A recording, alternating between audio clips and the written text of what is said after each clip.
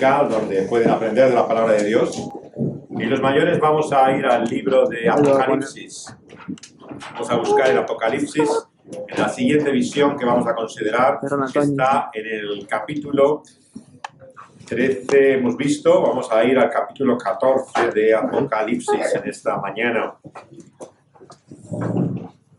El capítulo 14 de Apocalipsis.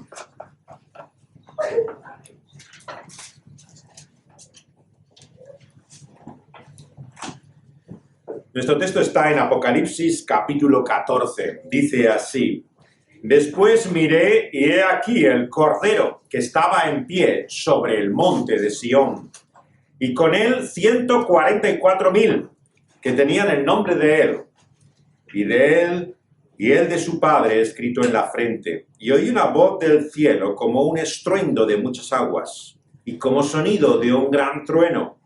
Y la voz que oí era como de arpistas que tocaban sus arpas, y cantaban un cántico nuevo delante del trono, y delante de los 4 seres vivientes, y de los ancianos, y nadie podía aprender el cántico, sino aquellos 144,000 que fueron redimidos de entre los de la tierra.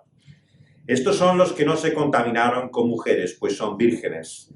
Estos son los que siguen al Cordero por donde quiera que va. Estos fueron redimidos de entre los hombres, como primicias para Dios y para el Cordero. Y en sus bocas no fue hallada mentira, pues son sin mancha delante del trono de Dios. Y vi volar por en medio del cielo a otro ángel, que tenía el evangelio eterno para predicarlo a los moradores de la tierra, a toda nación, tribu, lengua y pueblo, diciendo a gran voz: Temed a Dios y dadle gloria, porque la hora de su juicio ha llegado. Y adorad a aquel que hizo el cielo y la tierra, el mar y las fuentes de las aguas. Otro ángel le siguió, diciendo: Ha caído Babilonia, la gran ciudad, porque ha hecho beber a todas las naciones del vino y del furor de su fornicación. Y el tercer ángel le siguió, diciendo a gran voz: Si alguno adora a la bestia y a su imagen, y recibe la marca en su frente y en su mano, él también beberá del vino de la ira de Dios, que ha sido vaciado puro en el cáliz de su ira, y será atormentado con fuego y azufre delante de los santos ángeles y del Cordero.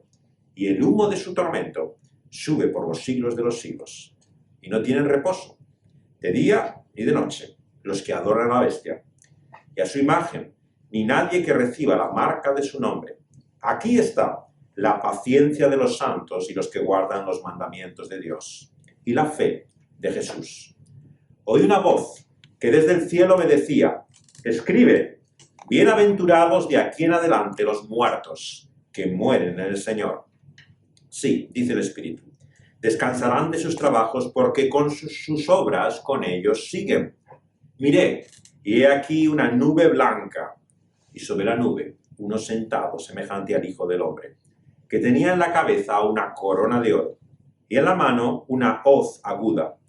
Y del templo salió otro ángel clamando a gran voz al que estaba sentado sobre la nube: Mete tu hoz y siega, porque la hora de segar ha llegado, pues la mies de la tierra está madura. Y el que estaba sentado sobre la nube metió su hoz en la tierra, y la tierra fue segada. Salió otro ángel del templo, que está en el cielo, teniendo también una hoz aguda.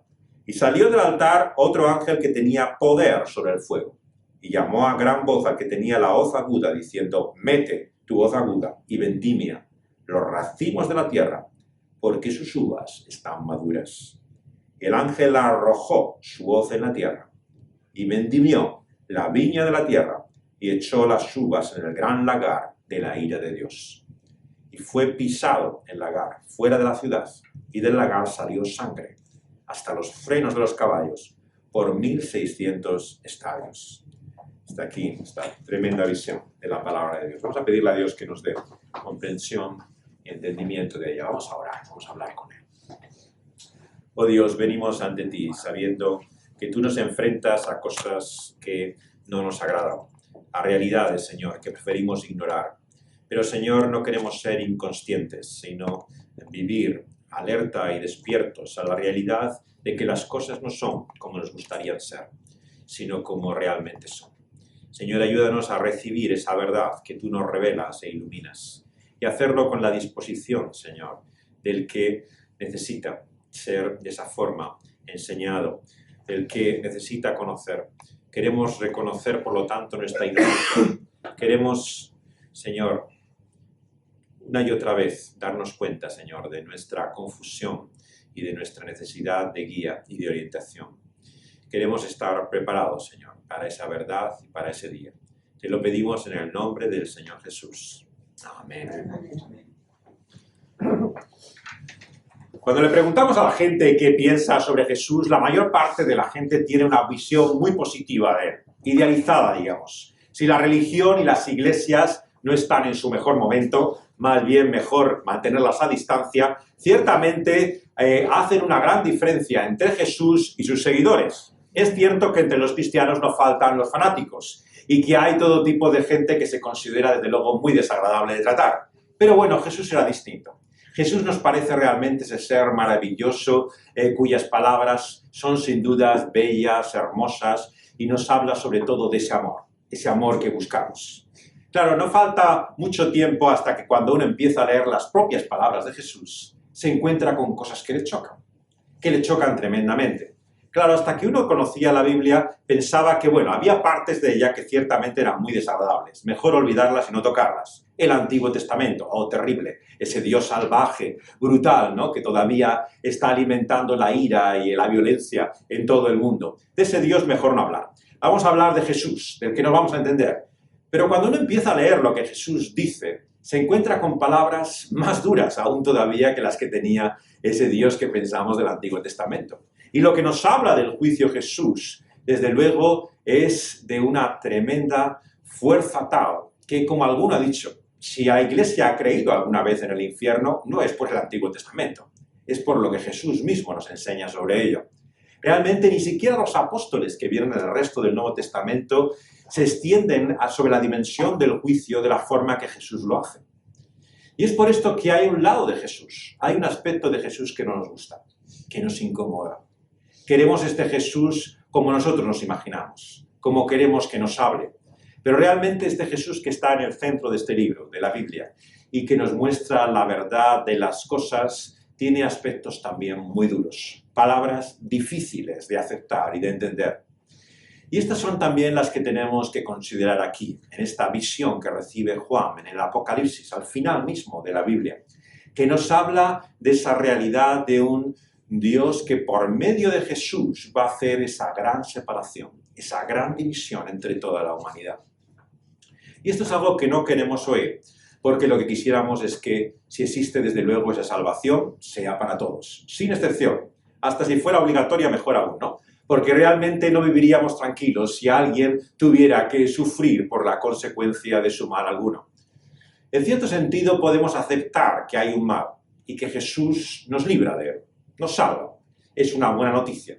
Pero, desde luego, tiene que ser para todos, no solamente para algunos. Y desde luego esa es la gran enseñanza que nos choca una y otra vez de las palabras de Jesús en los evangelios de Mateo, de Lucas, como habla de esta gran separación, de esta gran división, de esta gran cima. Ese gran escritor que era C.S. Lewis, C.S. Lewis, ¿no? Escribió también una de esas parábolas modernas, ¿no? Que se llama El Gran Divorcio. El Gran Divorcio, la gran cima o separación, es un viaje muy divertido en el autobús que hace una serie de personajes, ¿no? Justo en la cima, la división más o menos entre ambas realidades, ¿no? Y en ese autobús se imagina todo tipo de personajes. Hay religiosos, teólogos incluso, personas de muy diferente condición que viajan en ese curioso recorrido en un tour al borde del abismo. Y desde luego la realidad que se ve es cómo esa separación, esa cima, alcanza a todo individuo. No estamos libres de ello. Él mismo también, cuando escribió aquel tremendo libro, El problema del dolor, acerca del sufrimiento, él mismo lo viviría y padecería de una forma terrible poco después, ya que tuvo el amor de su vida al final, cuando ya era mayor, y estaba enferma, su mujer, enferma de cáncer, ¿no? Y aquella experiencia tremenda, ¿no? De amor y de dolor le llevó a escribir algunas de las palabras más amargas, ¿no? Que nos ha dejado en su libro Una pena observada. Pero antes es como si prefigurara, como si algo presagiara realmente, y como vemos en el libro de El problema del dolor, había ya una conciencia de que el dolor nos comunica cosas que no podemos percibir por la felicidad, por la alegría, por simple experiencia de gozo. Y en ese libro dedica un capítulo al infierno. Si lo habéis leído, os lo recomiendo hacerlo. Es tal vez uno de los tratamientos más sorprendentes e interesantes que se han hecho para cualquier persona que no tiene fe, que no conoce nada del cristianismo. Le explica en qué significa esta doctrina y esta verdad, ¿no? Del infierno. Y una de las cosas que Luis dice en ese famoso capítulo de su libro, ¿no? Es que el infierno es la realidad más clara, ¿no? De cómo finalmente, ¿no? Se cumple cierta libertad en la cual el hombre, en su albedrío y decisión, ha querido apartarse y alejarse de Dios. Y llega el momento en que el Señor le dice, pues si esto quieres, esto tendrás. El infierno, por lo tanto, es la cosa más justa, más lógica, la evidencia más clara realmente de las consecuencias de nuestros actos. Lo sorprendente es la salvación. Lo sorprendente es que alguien pueda ser libre de ese juicio. Ahí es donde no encaja la lógica. Pero en el juicio de Dios vemos la realidad de algo inevitable, que todos tememos, que la humanidad lo ha percibido desde el principio, ¿no?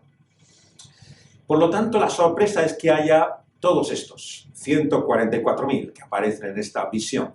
Claro, la cifra ya inmediatamente a muchos nos lleva a poner la tecla testigos de Jehová, porque sabemos que es inevitablemente el número, la cifra que más han popularizado en la enseñanza esta conocida secta de origen norteamericano, ¿no? En el siglo XIX, pero que sigue teniendo un gran crecimiento y extensión por todo el mundo, aunque no esté ahora en sus mejores momentos. Pero 144.000 era realmente una cifra simbólica, como tantas las que aparecen en la Escritura. Y como todas las cifras que están en el Apocalipsis, hay un enorme error, claro, en tomarlas aisladamente y darles un sentido literal, y el resto simbólico. Y este es el gran problema muchas veces de la interpretación de este libro, ¿no?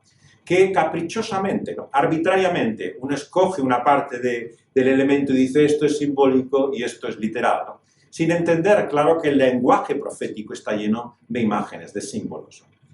Las cifras, como hemos explicado ya en alguna otra ocasión, tienen sentidos simbólicos, tienen que ver a veces con el número 7 de la perfección. Hemos visto ahora en el pasaje anterior 12, ¿no? El número que caracterizaba también no solamente a las 12 tribus de Israel, sino a los 12 apóstoles. Pues si multiplicáis las 12 tribus, los 12 apóstoles por 1000, encontraréis 144.000. Son cifras simbólicas, son números que nos hablan, digamos, de la totalidad de esa cifra de lo que constituye el pueblo de Dios. Y también, por lo tanto, la descripción tenemos que verla en esos términos simbólicos. Yo no sé cuánto se ha escrito realmente a continuación sobre la descripción de ellos, pero desde luego lo que más a muchos les ha fascinado era el hecho de que estos no se contaminaron con mujeres, que fueran vírgenes. Claro, esto realmente ha sido el dolor de cabeza de todos los que han intentado interpretar literalmente, ¿no? ¿Cómo podían ser todos los salvos vírgenes, ¿no? Y además hombres, o sea, realmente aquello no acababa de encajar, de cuadrar, ¿no? Y las vueltas que dan algunos con el texto, ¿no? Antes de la guerra, por ejemplo, los judíos, dice la ley de Dios, que tenían que estar absteniéndose sexualmente, ¿no? Entonces hablan de cómo esto es como en un contexto de guerra, ¿no? Se están preparando para una batalla, ¿no? Y algunos le dan otras vueltas a la descripción, ¿no? Mostrando lo que puede querer decir aquí el texto. En nuestras imágenes tenemos que pensar en términos simbólicos. Cuando la iglesia, el pueblo de Dios, se describe como una novia, como una virgen, desposada para una boda. No estamos hablando aquí de la realidad física de la persona, ¿no? Que sea virgen o no, que va a esa boda, sino del carácter, digamos, simbólico, espiritual, de esa pureza de la cual aquí se habla.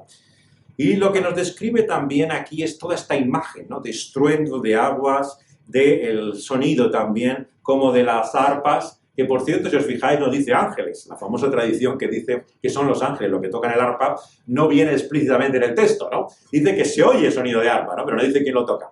No tengo nada en que los ángeles toquen arpas, ¿no? Pero quiero decir, el pasaje no lo dice en concreto, ¿no? Realmente vemos que toda esta imaginería que tenemos en nuestra mente, ¿no? Que se confunde, claro, con los cuadros religiosos de estos angelitos regordetes, ¿no? Que están en nubes de algodón y deslizan con gesto de tedio, ¿no? Su dedo por el arpa, ¿no? En esta imagen de gran aburrimiento que es el cielo para la mayor parte de la gente. No me extraña que mucha gente no quiera ir allí, porque realmente la descripción que se hace es bastante patética, ¿no? Es una imagen realmente que uno preferiría estar en cualquier sitio. No te extraña que muchos cínicamente te digan, bueno, yo prefiero el infierno, ¿no? Allí, desde luego, estaré en mejor compañía. Porque realmente es una imagen distorsionada totalmente. Las visiones que tenemos muchas veces del cielo y del infierno están tan condicionadas por la imaginería, por lo que nosotros asociamos con estas cosas, que ha perdido su asombro, ¿no? La maravilla que tiene esta visión, esta enorme revelación que nos da aquí Juan, ¿no? Y que nos muestra cómo hay un paralelismo, si os fijáis, ¿no? Entre los 144.000, ¿no? Y esa cantidad de personas, ¿no? Que están fuera en el juicio de Dios, separados de ellos. Estos vemos que tienen el nombre de él, del Cordero y de su Padre escrito en la frente. Exactamente como hemos leído en el capítulo anterior, tienen los que siguen a la bestia. Los que siguen a la bestia tienen también su nombre escrito, tienen también su marca. Hay un paralelismo constante, ¿no? Entre ambos grupos, ¿no? Es como si ambos tuvieran como cierta identidad, ¿no? Que sea paralela, pero diferente al mismo tiempo. Esto es siempre el gran problema del error, como dijimos, su sutilidad, ¿no? El hecho de que hay siempre una semejanza, un parecido, ¿no? Que lleva a muchas personas a confusión. Y así esta multitud que está en el cielo, ¿no? No es que se contraponga solamente con la multitud en la tierra, que es la enseñanza de los testigos de Jehová. Si queréis comprender la doctrina atalaya, la doctrina que esta secta entiende, tenéis que comprender que lo más importante para ellos es esa separación y división que hacen entre los 144.000 y la gran muchedumbre, la gran multitud. Porque esta división la hacen a partir de este texto en toda la Biblia. O sea, ellos entienden que aquí hay una multitud que tiene un número, una cifra fija, ¿no? Que esto se cumplió hace muchos años. Ya ningún testigo de Jehová es de los 144.000. Eso fue la primera generación, ¿no? Una vez pasado, lo que perteneces, cuando perteneces a la organización atalaya, es a la multitud, a la inmensidad de esa muchedumbre. Entonces, todas las promesas del Evangelio sobre Cristo Jesús, de su limpieza, de su justificación, de todo lo que significa la comunión con Dios, pertenecen a los 144.000. El resto lo que hace es vivir en la tierra con su familia en paz el resto de su vida, por toda la eternidad. O sea, el modelo de ideal de vida que el testigo de Jehová medio tiene es un modelo realmente de vida sin Dios. Dios está en los cielos con los 144.000, pero lo que él vive y busca en la tierra es ese paraíso, ¿no? En el cual se convertirá el mundo. Y esa separación y división no la encontramos en la Escritura. Ni aquí en nuestro texto nos dice que unos estén en el cielo y otros estén en la tierra, y hay aquí una gran separación, sino entre lugares, sino lo que está hablando es la división que hace, ¿no? En torno a ese monte de Sión. ¿Qué es el monte de Sión? El monte de Sión es la presencia, ¿no? De Dios en medio de los hombres. Era Jerusalén, el que estaba situado sobre ese monte, recibe diferentes nombres, pero es allí donde está Dios, donde está su presencia. Esto es el cielo. ¿Qué es en definitiva el cielo? El cielo es allí donde Dios se encuentra. Donde Él está, en su presencia, en su comunión, es donde el cielo está. Y lo que está lejos de Él, fuera de Él, son las tinieblas de fuera, es el juicio, es la realidad, ese tormento que aquí se describe y que hemos entendido a lo largo de los siglos que era la amenaza del infierno. Y por lo tanto lo que marca aquí es la novedad, ese cántico nuevo que hay en torno al Cordero, en esos 144.000, que se levanta delante de esos 4 seres vivientes, de los ancianos, y ese cántico que nadie más puede aprender. Lo que caracteriza la salvación de Dios es su novedad. Lo que caracteriza la maldad y el pecado es lo inevitable y rutinario. No hay nada más previsible en nuestra vida que el mal. Es la cosa más continuada y aburrida que una y otra vez vuelve sobre tu vida. Lo asombroso es que seamos capaces de hacer algo bueno en esta vida. Eso es de lo que nos tenemos que maravillar, porque realmente lo que marca nuestra vida, una y otra vez, nuestra existencia, es el hacer el mal de una y otra manera. Y si algo bueno hacemos, es solamente por la gracia de Dios. Esto es lo que la palabra de Dios nos muestra. es por su obra en nosotros. Es el cambio que produce en esas personas que les enseña este nuevo cántico, esta canción de alabanza a Dios, de los que han sido redimidos de entre los de la tierra. Lo que vemos aquí es que entre la humanidad en esta vida presente hay una realidad que llamamos redención. La redención es una liberación, pero es una compra también. Por medio de la sangre de Cristo Jesús, Él adquiere un pueblo que llega a ser propiedad suya. A estos son los que lava y limpia con su propia sangre, los que justifica también con su propia obediencia, y a los que finalmente santifica y lleva a esa gloria que hay en torno al monte de Sión. El Cordero es el centro de esta revelación. Y estos son, por lo tanto, limpios, como si fueran vírgenes, dice. Los que siguen al Cordero por donde vaya, los redimidos de entre los hombres, como primicias para Dios y para el Cordero. Aquí las primicias no quiere decir el momento en el cual se encuentran estos salvos, o sea que son los primeros esperando que otros vengan. No, las primicias en la ley de Dios es la parte que a Dios le corresponde. O sea, lo primero de lo que recibimos, eso es del Señor, ¿no? Y por lo tanto es su propiedad, es lo que quiere decir. Aquellos que son de Él y que son como limpios. Porque lo asombroso del Evangelio no es que solamente nuestros pecados sean perdonados, sino que somos lavados por la sangre del Cordero. Es como si nunca hubiéramos sido manchados. Esto es lo increíble de lo que el Señor Jesucristo hace por nosotros. ¿Por qué? Porque en nuestra conciencia hay algo muy diferente. No perdemos de vista la realidad de nuestra maldad, de que no somos quienes debiéramos ser. Pero tenemos que darnos cuenta cómo Dios nos ve a los ojos del Cordero. Y por eso recibimos esta visión, para que tengamos ese ánimo, ese aliento, a vernos como el Señor también nos ve. Y en sus bocas no es hallada mentira, pues son sin mancha delante del trono de Dios. O sea, en la Escritura encontramos siempre esta tensión, ¿verdad? Los que son de Dios, los que pertenecen a su pueblo, que son adquiridos por Él, son sin mancha, perfectos, limpios, ¿no? Y al mismo tiempo encontramos la realidad de la condena del juicio de Dios sobre la maldad que alcanza a todo hombre, incluidos los suyos. Entonces es cuando la religión, la moralidad, llega a decir, bueno, entonces será una justicia, una santidad, una limpieza relativa, ¿no? Habrá algunos menos limpios, otros más sucios, y eso, en esa graduación es donde estaremos en la diferencia entre unos y otros. Pero claro, el problema es que para Dios no es una cuestión de graduaciones. No es una balanza como el Islam lo muestra muchas veces. Sabéis que el Islam también cree en un juicio final, que por cierto es Jesús quien lo va a hacer.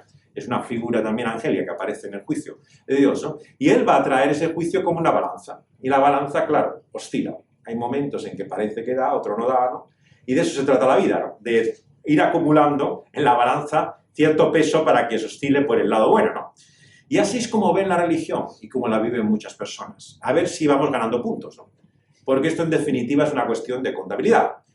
Según vayas ganando, vayas perdiendo, así tienes que ir compensando.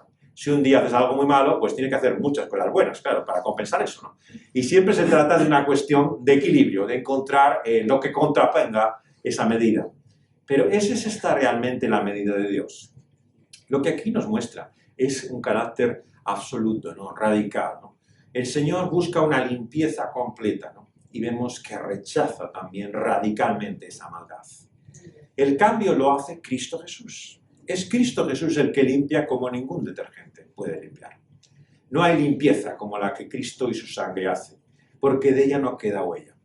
Cuando volvemos a Cristo no es que nos diga, mira, ahora te perdono, pero oye, que ya llevas muchas, ¿eh? No, es que venimos como si por primera vez viniéramos. Es que no hay, como si dijéramos, memoria. No porque el Señor no lo sepa, todo lo conoce, es omnisciente, sino porque no quiere. En su voluntad no hace memoria de esa iniquidad sobre nosotros. Y nos ve con esa limpieza que pertenece a aquellos que han sido lavados por la sangre del Cordero, justificados por su justicia, como leíamos en 1 Corintios 6, que es el texto al que estamos haciendo referencia también. Y dice algo más nuestra visión acá. A partir de entonces lo que aparece, ¿no? Son la intervención de una serie de ángeles, bastantes ángeles, ¿no? Veis uno detrás de otro, que salen en medio del cielo con un propósito. ¿Qué propósito tienen todas estas idas, ¿no? de ángeles, uno detrás de otro, ¿no? ¿Por qué hay toda esta sucesión? Evidentemente nos recuerdan también lo que leíamos en otro pasaje. Si leíamos en 1 Corintios 6 que todos los que son de Dios son pecadores como los demás, pero lavados por la sangre de Jesús, justificados por su justicia. Leíamos también una parábola del Señor Jesús al principio, que hablaba de cómo todo el campo es también como ese terreno que está preparándose para la siega. Exactamente la imagen que encontramos aquí en Apocalipsis. Un ángel es mandado con una hoz para hacer la siega. Y mientras tanto crece el trigo y la cizaña conjuntamente. Y el Señor advierte en esa parábola, ¿no? De que no hay que separar, cortar esa cizaña antes de tiempo, cuando llegue el día y sea cortada. Lo que estas imágenes nos muestran de estos ángeles, que una y otra vez van haciendo su obra desde el principio, es en primer lugar la predicación como el medio de gracia. La advertencia que da Dios a los hombres una y otra vez antes de que llegue ese día. O sea, lo que caracteriza a Dios y su tratamiento de nosotros es su paciencia. Esto es algo que nos cuesta entender y comprender porque nosotros no somos pacientes. Y desde luego no toleramos fácilmente a ninguno. Sino que todos están bajo nuestro escrutinio. Tienen que dar la nota, tienen que dar la talla porque si no, lo que reciben es nuestra condenación. Eso es lo natural en nosotros. Pero el Señor no trata así con nosotros. El Señor muestra su paciencia una y otra vez. Y lo hace, como vemos aquí, en la manera en que reiteradamente manda a sus enviados, sus mensajeros, ángeles en este caso. Y el primero vemos que el ángel trae el Evangelio eterno, para predicarlo. O sea, la predicación del Evangelio tiene un origen divino, no lo olvidemos. Como el apóstol Pablo nos dice, escribiendo también en una de sus cartas, ¿no? Este es el Evangelio de Dios, es el mensaje que de él hemos recibido. No es nuestra propia noticia, no es lo que nosotros queremos decir, sino es lo que Dios nos encomienda también, y por medio, como vemos aquí, de su enviado, de su mensajero angélico, trae para predicarlo a los moradores de la tierra, a toda nación, a toda tribu, a toda lengua, a todo pueblo. La proclamación del Evangelio universalmente, dijimos que marca nuestra expectativa del futuro hasta ese día. Igual que la iglesia será perseguida, que su pueblo sufrirá, padecerá, también el Evangelio se extenderá. Ambas cosas son claramente anunciadas en la palabra de Dios. Sobre el detalle tal vez tenemos dificultad y no nos ponemos de acuerdo. Pero desde luego estas dos cosas tenemos que tenerlas muy claras, porque se repiten una y otra vez a lo largo de toda la Biblia. Que el Evangelio se extenderá por toda nación. Por lo tanto, no tenemos que tener esa visión mezquina, realmente miserable, que algunos cristianos tienen.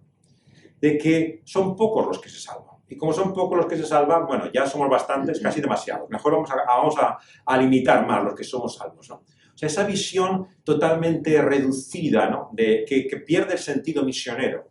La perspectiva, ¿no? De que estamos en este mundo para extender el Evangelio, para que ser instrumentos de Dios en sus manos para el crecimiento de esa palabra, nos ha de dar una mirada generosa, una visión amplia del mundo, como un terreno que está listo para no solamente la siembra, sino para ese día, en la cosecha, que dé mucho fruto. No tenemos que complacernos, por lo tanto, en los pocos que se salvan, sino mirar la gran cantidad, el desafío de la tarea que tenemos delante de nosotros y ver que ese es el corazón de Dios, que esa es la misión para la que estamos aquí, para que el Evangelio se extienda, porque Él nos muestra su gracia, tenemos que mostrarla también a otros. Y nos dice a continuación que esa voz dice, temed a Dios y dadle gloria, porque la hora de su juicio ha llegado. Adorar a aquel que hizo el cielo y la tierra, el mar y las fuentes de las aguas. Fijaos bien que en este Evangelio que aquí se muestra, es nuevamente el Evangelio del Reino. Es la autoridad de Cristo lo que se resalta. No se trata de una cuestión a discutir. Vamos a ver qué te parece Jesús, si te parece bien, te parece mal. No, es la proclamación de que Él es el Señor, que Él ha recibido ese reino y que a Él le pertenece. Te sometes a Él voluntariamente o libremente ahora, o un día lo tendrás que hacer por la fuerza. pero Él es el Señor. El Evangelio del Reino proclama que toda autoridad le ha sido dada en el cielo y en la tierra a Cristo Jesús. Y por lo tanto, proclamar ese Evangelio es mostrar ese carácter único, pero también la autoridad que a Cristo le pertenece. Porque el Señor nos ha traído la realidad de su gobierno, pero también su juicio. Él finalmente traerá a toda persona delante de Él. Y la base de ese juicio, no nos engañemos, será si le adoramos a Él o no. Esto es lo que una y otra vez nos muestra la Escritura. No cuánto de limpio, no cuánto de bueno eres, no cuánto has cumplido esa ley, sino si adoras al Señor Jesucristo o no le adoras. Esto es la realidad del juicio. Y por lo tanto, nadie que no adore y sirva al Señor Jesucristo tiene ninguna expectativa de Dios y de su gracia. Porque solamente el que reconozca a su Hijo, el que, como en el Salmo 2, el salmo más repetido en todo el Nuevo Testamento, ¿no?, se haya rendido y postrado al Hijo, encontrará la misericordia de Dios como Creador y como Juez. Por lo tanto, cuidado con lo que hacemos con el Hijo, con el Señor Jesucristo, porque de Él depende nuestro futuro. Y nos dice también que otro ángel le sigue, y dice, ha caído Babilonia, la gran ciudad, que ha hecho beber a todas las naciones del vino y del furor de su fornicación. Aquí hay como si encontráramos una trilogía, ¿no? O sea, si estaba el dragón en el capítulo 12, que es esa figura del diablo, de la serpiente antigua, de Satanás, hay como dos instrumentos, dos bestias, ¿no?, una que viene de la tierra, otra que viene de las aguas, ¿no? Y ahora encontramos también como una tercera Babilonia, esa otra realidad. Si os fijáis, siempre hay como una imitación en todo, un poco de Dios, ¿no? Igual que hay trilogías, ¿no?, en la maldad, ¿no?, igual que hay una trinidad en Dios, ¿no? Hay siempre como un efecto de emulación, de imitación en el mal de lo que es el bien, ¿no? Y Babilonia, esa gran ciudad, se contrapone a la ciudad de Dios. Claro, no es la Babilonia de la antigüedad, está hablando de Roma, en este momento. Por lo tanto, es nuevamente una ciudad simbólica, que tenemos que entender su nombre, ¿no?, por lo que significa a lo largo de la palabra de Dios Babel, ¿no? Babel, desde el inicio, es el proyecto de los hombres, ¿no?, prescindiendo de Dios, de rebelión, de desafío a Dios.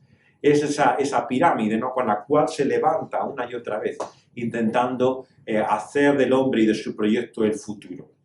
Y se levanta frente a la ciudad de Dios. Y la ciudad de Dios vemos que una y otra vez sobre ese monte de Sión es la que se nos dice que prevalecerá. La ciudad de los hombres y su proyecto caerá, fenecerá. Se anuncia la caída de Babilonia. Y nos dice que conocerán el juicio, el vino de la ira de Dios que ha sido vaciado puro en el cáliz de su ira. El juicio se compara con beber de un cáliz, de una copa. Esto nos recuerda, claro, al Señor Jesucristo y lo ocurrido en Getsemaní, en aquella noche tremenda en el huerto, cuando el Señor Jesús, ¿no?, reflexiona y se da cuenta de lo que va a venir para aquel momento de ira de Dios, en el cual, bebiendo de esa copa, va a recibir el juicio que a nosotros nos corresponde. Por lo tanto, cuando dice el Señor Jesús, ¿no?, si tengo que tomar de esta copa, nos está hablando de la ira de Dios, del juicio de Dios. Por lo tanto, tenemos que darnos cuenta que de lo que estamos hablando como esa ira o ese juicio no es algo impersonal, en primer lugar. Lo que vemos a continuación del juicio de Dios, tenemos que entender que no es simplemente la consecuencia lógica, natural de nuestra maldad. Esa es una primera forma, claro, de acercarnos a ello, de entender la razón del mal, pero tenemos que darnos cuenta que hay un carácter personal en la ira de Dios. Dios no ejerce, digamos, ese juicio solamente de una forma mecánica o automática, como la consecuencia de tus propios actos. Dicho de otra manera, como la ley del karma. Sabéis que todas las religiones tienen un principio, más o menos, que se puede llamar como el karma, la causa y el efecto. Esto haces, esto recibes, ¿no? Si te comportas como un miserable, pues sufrirás también como un miserable en el futuro, ¿no? Es como esa ley de compensación. Pero no es de esto de lo que está hablando. Es de una respuesta personal, ¿no?, de Dios mismo, de su ira. Y lo que vemos aquí es que están destinados a ese tormento con fuego y azufre delante de los ángeles y el Cordero, que sube por los siglos de los siglos, que adorna a la bestia. Y que de día y de noche, habiendo recibido la marca de su nombre, padecen el juicio de Dios. Es una imagen del infierno. El infierno es tal vez la doctrina más impopular del cristianismo. Yo creo que, sin lugar a dudas, es la gran excepción en la que muchos dicen ser creyentes, excepto en esto, ¿no? Ahí ya es que va demasiado. Si realmente tienes que tragarte esto ya no puedes convivir con ello, ¿no? De alguna forma es como que crea una cierta inseguridad personal por la cual uno no puede convivir con la idea de un Dios de amor capaz de juzgar a alguien en el infierno. Y por eso son infinidad de personas las que se oponen, las que rechazan esta doctrina. Incluso dentro de las filas de la iglesia del cristianismo encontraremos muchísimos creyentes que dicen, bueno, habrá que ver qué es eso del infierno. Ahora hay que interpretarlo como es, son imágenes simbólicas, claro. Lo que quiere decir es que de alguna manera, ¿no? Tenemos que adorar a Dios porque si no sufriremos las consecuencias, ¿no? Intentan buscar algún sentido que les permita convivir con esa realidad del juicio de Dios. ¿Por qué debemos creer en el juicio de Dios y la realidad de ese tormento eterno? Yo creo que en primer lugar porque Cristo mismo nos lo enseña. Como he dicho antes, no está ni en el Antiguo Testamento. Si me apuráis, el juicio de Dios, como se muestra la condenación en el Antiguo Testamento, es simplemente como destrucción. El Señor acabará con la vida de los que no son suyos. Pero nunca hay realmente la menor descripción o detalle de qué consiste ese juicio, ¿no? De la forma en que el Señor Jesús lo muestra. Por lo tanto, si creemos en el infierno, en primer lugar, es porque Jesús así nos lo muestra. Ni siquiera, como decían los apóstoles, llegan en su descripción a la dimensión en que llega Jesús. Ahora, en segundo lugar, nos dirán, bueno, pero Jesús habla como habla, claro, que un lenguaje simbólico, ¿no? ¿Cómo vamos a entender lo que Jesús dice literalmente, ¿no? ¿Quién puede de ahí describir realmente la dimensión del juicio? Muy bien. Jesús utilizará un lenguaje simbólico. Habrá, desde luego, imágenes que tendremos que describir o entender. Pero lo que Jesús hizo no era nada simbólico. Me explico. Jesús sufrió el juicio de Dios, el tormento eterno, literalmente. Si eres cristiano, si confiesas el nombre de Cristo, habrás de entender que Jesús padeció los horrores del infierno mismo para que tú y yo no tengamos que soportarlo. Esta es la afirmación más clara de confianza que el cristiano tiene. Es aquel que sabe que es libre del juicio por causa de Cristo. Ahora bien, ¿cómo Cristo sufrió ese juicio? Desde luego no como destrucción, no como aniquilación. Cristo Jesús no fue consumido. No es un suicidio cósmico el que Dios hace en la cruz, por el cual acaba con la divinidad y la deidad, muriendo Él en un acto de autodestrucción. Jesús sufrió los tormentos, los horrores conscientes del infierno. Cuando tomó de esa copa, cuando bebió de ella, lo que conoció fue lo que significa la completa separación de Dios. Entender esto es muy importante para nuestra fe, porque Él sufrió, es que nosotros podemos ser libres de ese padecimiento. Si el Señor Jesús no padece realmente los horrores del infierno, nosotros tendremos que enfrentarlos un día. Y lo que la buena noticia del Evangelio nos dice es que Él lo padeció.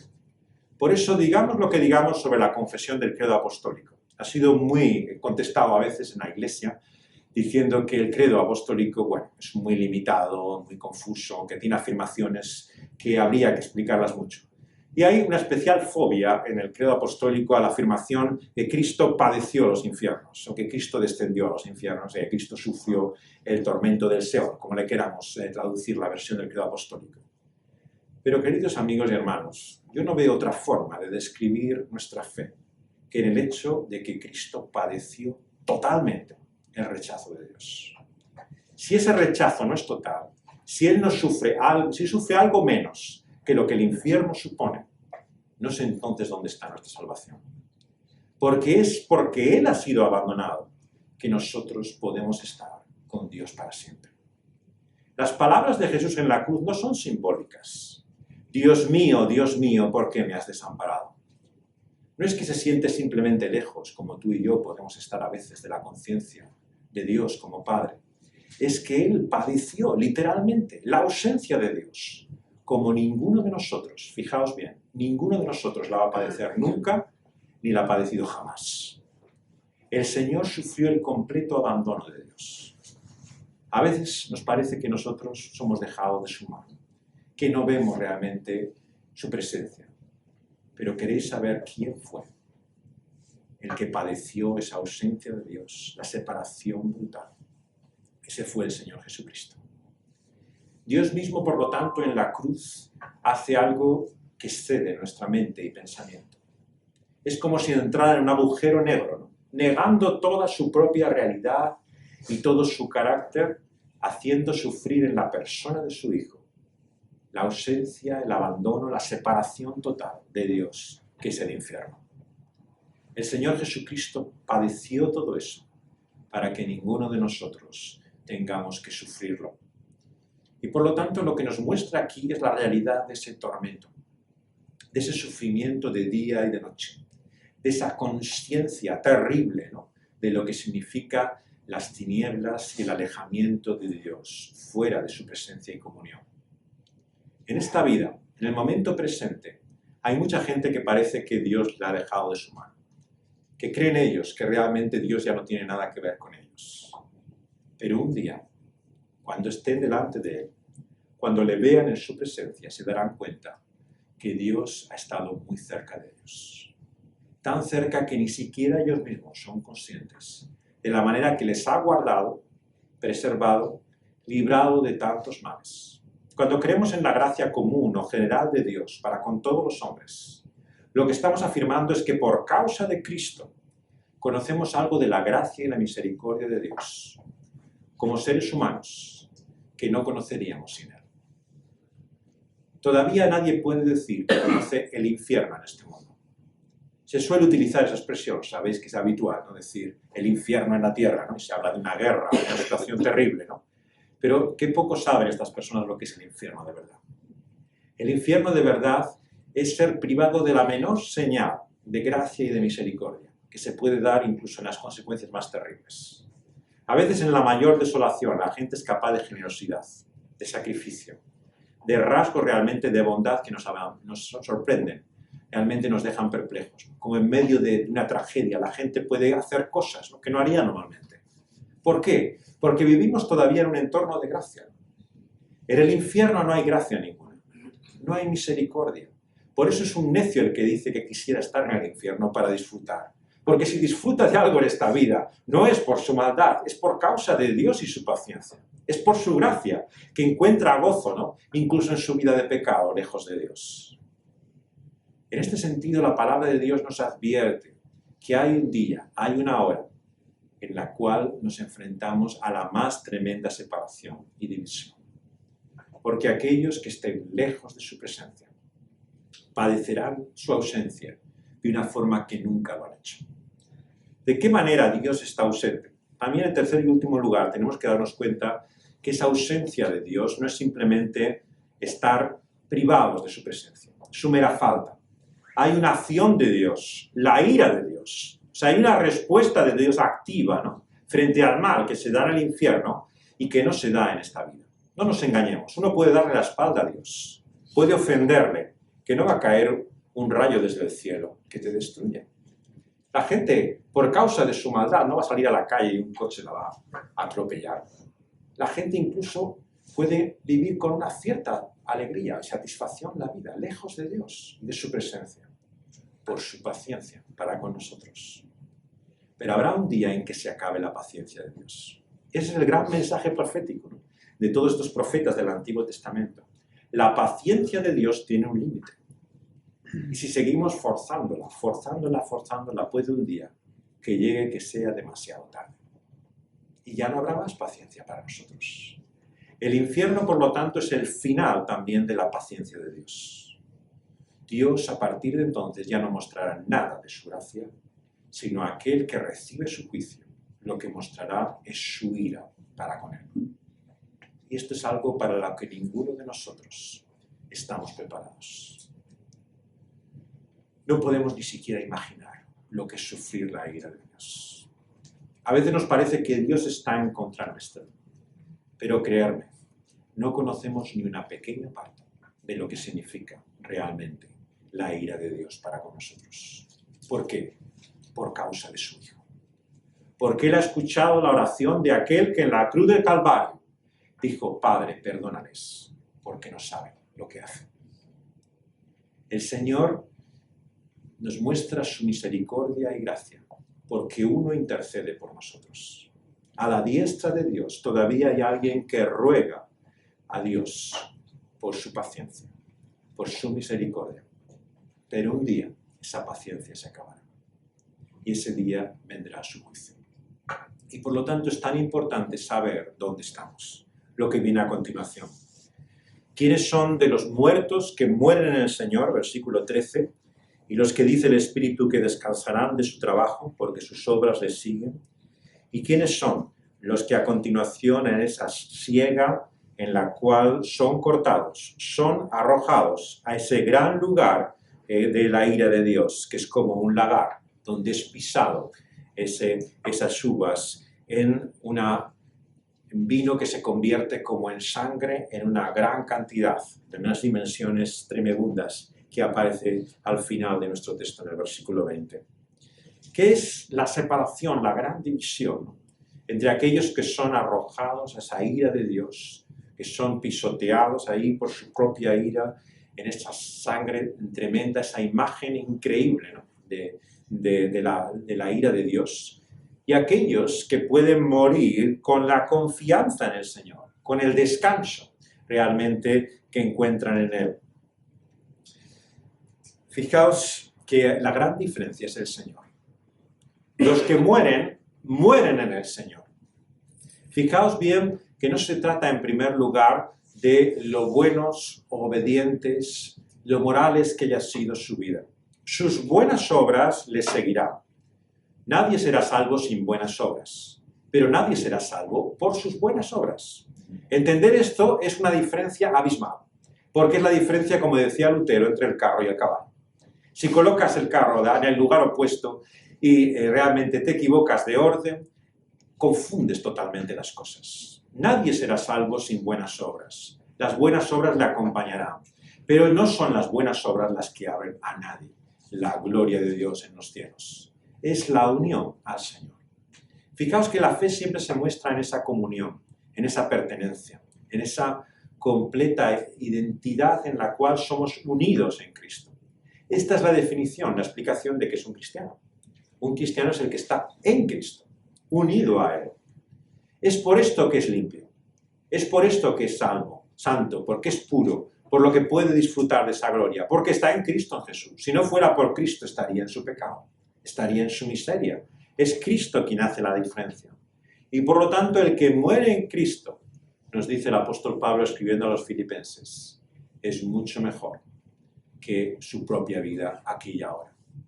Porque morir con Cristo es estar unido a Cristo, para siempre. Otro gran error de herejías, sectas y falsas enseñanzas. El estado de inconsciencia después de la muerte. ¿Cuántos te dicen? Bueno, después de la muerte no hay nada, porque como los muertos no dicen nada, así que realmente lo que pensaremos es que estamos en ese grado de inconsciencia en el cual nada ocurre. Esto no es lo que enseña la palabra de Dios. La palabra de Dios enseña que morir con Cristo es mejor, es que hay algo mejor que estar con Cristo. ¿Cómo puede tener una comunión con Cristo en esta vida y luego caer en una inconsciencia, en una nada, y decir que está mejor que estaba antes? No tiene sentido ninguno. Si realmente morir no es estar inmediatamente en la presencia de Cristo hasta la resurrección de los muertos, que es lo que nos están diciendo muchas de estas personas, ¿no? Que todo esto ocurrirá al final, ¿no? Cuando Cristo vuelva. Entonces sí, resucitaremos y tendremos comunión con Él, pero mientras tanto estamos como dormidos, porque claro, eso es estar muerto, estar como dormido. Eso es lo que un cementerio es, ¿no? Como un enorme dormitorio. Pero claro, de lo que se habla en ese lenguaje y expresión, ¿no? Es de la realidad, ¿no? Del descanso que se está hablando aquí. Cuando en el pasado y en la propia Biblia se habla de dormir como una expresión de morir, ¿no? No está hablando de inconsciencia en primer lugar. No ese es el sentido de estas palabras. Cuando se habla de dormir en el Señor o de descansar en el Señor, es en el sentido de alivio de lo que significa la lucha, el conflicto, la vida en el presente, que para el cristiano es aún mayor que para el que no lo es. No nos engañemos. Lo que el Señor Jesús nos da no es una vida carente de tensiones o de conflictos. Es una lucha. Es una batalla hasta el fin. Y por eso es que morir con el Señor es descansar. Porque esa batalla ya ha acabado. Esa lucha ya ha terminado. Y ese es el descanso eterno de los santos. Es la realidad de que ya no tendremos que batallar contra ese mal que hay en nosotros, porque seremos libres de él para siempre. No solamente aquellos en su injusticia que sean arrojados a ese juicio de Dios se verán libres de la presencia de Dios, sino que nuestro propio mal, también que está ahora como un impedimento, como un obstáculo, será echado de nosotros, fuera de su presencia. Ya no tendrá ningún lugar. Nos veremos delante de Él, como Él nos ve ahora a nosotros, en Cristo Jesús, sin ese mal. La perspectiva, por lo tanto, es la eternidad. Ahora, en el presente, nosotros somos conscientes de esta realidad y vivimos en esa lucha y conflicto. Pero es como si para Dios en Cristo Jesús esto ya ha sido completado, terminado, consumado. Y en un sentido la salvación es eterna. Es como si ya disfrutáramos de la gloria, sentados en torno a la presencia de Dios, participando de esa seguridad, ¿no?, que no puede ser mayor. Pero otras veces la Biblia es como si tomara la perspectiva opuesta. Habla todavía de esa lucha, casi como si fuera con la inseguridad, con la indecisión de qué va a ser de nosotros. Es el tiempo lo que cambia la perspectiva, el presente y la eternidad que tenemos. Pero ¿qué es lo que une ese tiempo y la eternidad? Cristo Jesús. Por eso en este día también recordamos lo que el Señor nos dijo. Hacer memoria de Cristo Jesús. Esta mesa que tenemos delante es un acto de memoria. No se trata de un altar en el cual presentamos una ofrenda, un sacrificio. No se repite aquí nada de lo que Cristo ha hecho, sino que hacemos memoria de lo que Él es y ha hecho por nosotros. Fijaos bien que el Señor Jesús no dice simplemente de su muerte o de su cruz. Dice hacer memoria mía, recuerdo de mí. Pero claro, no es el recuerdo funerario del que se reúne un grupo de personas para decir lo bueno que era aquel hombre que estuvo con nosotros, ¿no?, y nos acompañó y hoy ya no está con nosotros. No es un acto a su memoria, en ese sentido, funerario. Es un recordatorio vivo de la presencia viva del Señor Jesucristo en medio nuestro. Y el Señor quiso que lo recordáramos con símbolos, sí, pero también con realidades materiales. Muchas veces hacemos tanto énfasis en la cuestión simbólica, ¿no?, que parece que, claro, tanto símbolo, que dónde está la realidad de todo ello, ¿no? Y enfatizamos muchas veces, ¿no? Yo que predico con frecuencia en muchas iglesias, ¿no?, con frecuencia participo de la mesa del Señor, del pan y el vino, de la Santa Cena, en otras iglesias, ¿no? Me llama la atención cuántas de ellas la llaman los símbolos, ¿no? Casi es como la forma, la calificación que tiene, ¿no?, digamos, la mesa del Señor. Bueno, no es la más bíblica de todas, ¿eh? Hay muchas formas de llamarla. Se le puede llamar Santa Cena, mesa del Señor, el pan y el vino, comunión incluso. Hasta Eucaristía, la expresión católica es muy bonita, acción de gracias, gratitud, no tengo ningún problema con llamarlo Eucaristía. Pero realmente lo que muchas veces se da a denominar los símbolos, ¿no?, parece casi una forma un poco extraña, ¿no?, de llamar lo que tenemos delante nuestro, ¿no?, que es pan y es vino. Igual que lo tomamos material o físicamente, es esto, el pan y el vino, lo que el Señor Jesús nos ha dejado. Y es así también como tenemos que contemplar la realidad de lo que Cristo nos da. No como una realidad simbólica, etérea, espiritual, ¿no?, que está perdida. Fue la gran lucha, claro, en la época de la Reforma, ¿no?, entre Lutero y Calvino y todos aquellos reformadores que no se ponían de acuerdo sobre la mesa del Señor. Sobre otra cosa, estaban bastante más de acuerdo que nosotros. Incluso el bautismo, ¿no?, tenían más acuerdo que tenemos hoy en día. Pero la mesa del Señor, aquello no había forma. Aquello era un diálogo de sordos, ¿no? Realmente no se entendieron, ninguno de ellos, ¿no? Y ni siquiera sabemos muchas veces dónde ubicarlos en toda esta inmensa discusión, ¿no? Pero si algo entendemos de todo aquello, ¿no?, es que por un lado el Señor está presente en estos símbolos, en esta mesa del Señor, y al mismo tiempo que no son estos símbolos los que nos transmiten de una forma única y exclusiva la presencia del Señor. Que hay bendición en esta mesa, sin lugar a dudas lo hay. Pero que es solo y exclusivamente por esta mesa, eso tampoco. O sea, el Señor nos bendice por esa mesa de la misma forma que nos bendice de otra manera en la vida. Pero vemos que esa manera también se muestra de una forma clara y evidente, ¿no?, en este pan y este vino. Y el Señor Jesús, como leemos siempre en la institución que hace de esta mesa y que el apóstol Pablo recuerda, nos dijo que este pan y este vino nos recuerdan a Cristo. Por lo tanto, cuando a continuación el apóstol dice, ¿no?, en Corintios, examinémonos a nosotros mismos, ¿no?, Muchas veces vemos ese enorme desequilibrio, ¿no?, entre lo que significa el autoexamen, ¿no?, y la realidad de lo que Cristo representa y simboliza para nosotros, ¿no? Algunas iglesias enfatizan mucho el autoexamen, ¿no? En la tradición incluso presbiteriana hay lugares como en Escocia, ¿no?, que se preparan durante meses, ¿no?, para la mesa del Señor. Y están durante reuniones disponiéndose si están en la actitud adecuada. Y otras iglesias sabemos que muy bien hacen, lo celebran cada domingo, no hay ningún problema en hacerlo así, ¿no? O sea, tienen ese recordatorio de Cristo, pero hay como un problema para encontrar, ¿no?, cuál es el equilibrio entre ese elemento de autoexamen, ¿no?, y lo que significa participar de la vida de Cristo. Yo creo que la clave aquí de lo que se llama examinarse a uno mismo, ¿no?, es entender la diferencia que Cristo hace en nuestra vida. Ahí es donde yo creo que se equivocan, ¿no?, los que piensan que uno tiene que estar preparado en el sentido de ser digno, ¿no?, de poder tomar de la mesa del Señor. La dignidad, de la expresión a que se utiliza en la propia enseñanza del apóstol Pablo, ¿no?, de participar dignamente de la mesa del Señor, no está en nosotros. La dignidad está en Cristo. Por lo tanto, cualquier visión de la participación de la mesa del Señor, de estos símbolos, que enfatice nuestra dignidad propia, personal, está desencaminada.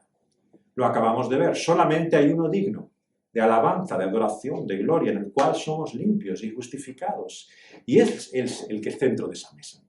Si el centro de esa mesa no es Cristo, sino que somos nosotros, tenemos una visión muy equivocada de la mesa del Señor. Por lo tanto, quien tenemos que pensar es en Él. Y el Señor también en su mesa ha puesto, de alguna manera, sus propias condiciones. Y es por eso que nosotros también decimos que ha de participar de esa mesa del Señor aquellos también que han profesado, que han confesado la fe en el Señor Jesucristo, ¿no?, y por medio del bautismo, ¿no?, y también de su declaración de fe, forman parte de la Iglesia. No porque no haya salvación para nadie que no tenga todavía esa membresía de la Iglesia. Lo que el Señor quiere expresar con esa comunión, ¿no?, que tiene con ese grupo de discípulos antes de su muerte, ¿no?, es la necesidad que todos tenemos, ¿no?, de confesar el nombre del Señor. Por lo tanto, aunque no participemos de esta mesa del Señor, lo que debemos meditar y reflexionar, ¿no?, es la necesidad de recibir a Cristo Jesús como nuestro Salvador, de confesarle así públicamente. Y el Señor Jesús quiso que para que pudiéramos hacerlo, entendiéramos dos cosas. Y esto es lo que representa tanto el pan como el vino. El Señor Jesús, aquella noche en que fue entregado, dice el Evangelio y el apóstol Pablo, así lo muestra.